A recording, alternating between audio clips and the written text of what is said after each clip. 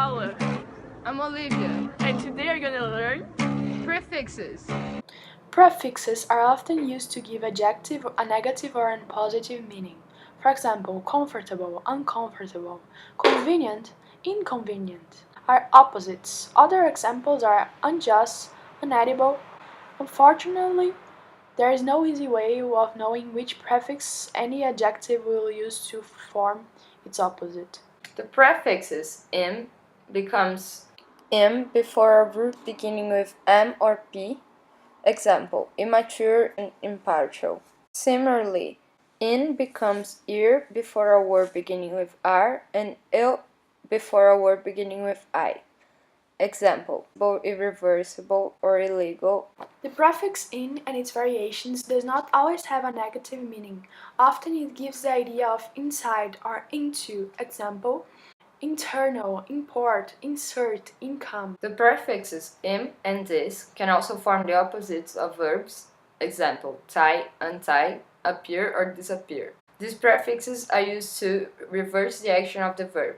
Over may indicate an excess of something, or something that covers or dominates something, or the crossing of some kind of barrier. Example of excess, the film was overrated in my view. Example of cover. In this program you can choose to overwrite the existing file or to save it as a new file. Example of cross. He overstepped the mark when he said that.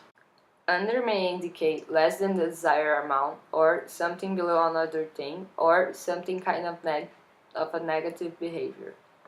An example of less is, don't underestimate the time it will take. An example of below is, it's quite wet underfoot. Did it rain last night? And the last example is negative. It would be, I wish you could not undermine everything I do. Up can suggest a change of some kind, often positive. The airline upgraded me to business class. Cross from across usually indicates a link between two separated things.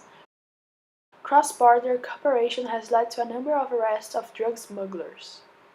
Less frequent prefixes can be con and com.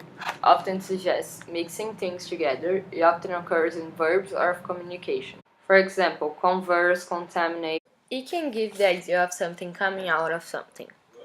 Example, they were omitted from the restaurant for bad behavior.